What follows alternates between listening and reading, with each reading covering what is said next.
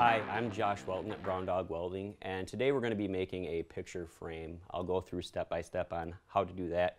I'll be using my new Dynasty 280 DX to do it, but it's a pretty versatile project. You could use a Miller 211 or a Diversion 180, depending on if you're using aluminum or steel. To get started, you need to know what size your print's going to be. Mine is around 25 by 13, something along those lines. Today we're going to be doing a 45-degree angle, and we'll just fit it up square.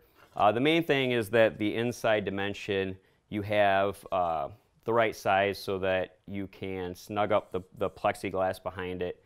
So I want the art print to be tucked up a little bit under the frame, about 1/8 inch on each side. So I'm going to cut the piece so that the inside dimension is about 1/4 inch shorter than the actual art piece. Now the next step is going to be cleaning the material so we have a nice prepped area for when we lay down the bead. I'm not going to worry about beveling the edges because, quite honestly, this isn't something that needs to be super structural. It's not holding up to a bomb blast or anything. It's just holding art up on a wall. So I'm going to do nice tight butt joints, and I'm not going to go for super deep penetration. I'm just going to try to lay a nice bead across the top. With these pieces, I'm doing a pretty rough clean. I'm just cleaning some of the edges and then where I'm going to weld. When I get done, I'll go over it, I'll brush it a little bit. But really, you can cater it to how you want the end product look. I like a little bit of a rougher look typically. I'm going to use this straight piece of flat stock aluminum, and it's going to be kind of a backer to hold the frame straight and square. Right now I've got it squared up. I used a 3-2-1 block and my square. And I'm going to tack it on 2 different planes. I'm going to tack it inside here and then up here. And what that'll do is it'll give it a little bit extra rigidity as opposed to if I just tacked it here and here, it would split a lot easier. So before I firm weld it, I'm actually going to put a little tack on the corner too, because as you can see, it's opened up a little bit, and when you're running an aluminum bead, as you get towards the edge, the heat wants to eat away. So giving a tack at the end there will give me a little bit more of a heat sink. Next, I'm gonna do the welds that are gonna be showing. You can do it so you can sand them down if you want. You can leave them exposed. I'm gonna try to leave these exposed. I'm using the Dynasty 280 DX. I've got the balance set at about 75 and the frequency at 210.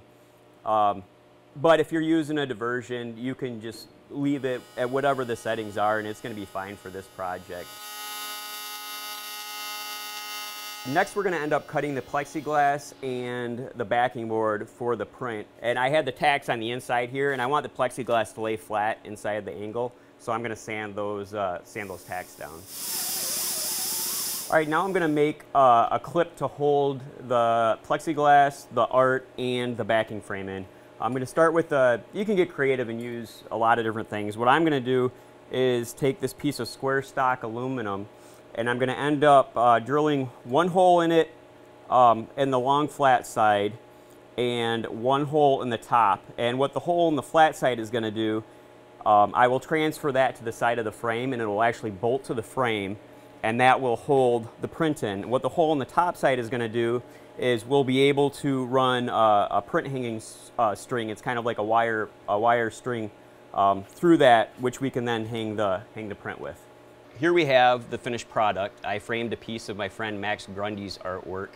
I left the finish raw. I like the industrial look, but you could do whatever you'd like to yours. You could paint it, you could clear coat it, or put weld designs in it. I used the Dynasty 280 DX for this one, but you could use a Diversion 180. You can check out more of my work at browndogwelding.com, or if you're looking for more do-it-yourself projects, check out the Miller We Build Project Gallery at millerwelds.com.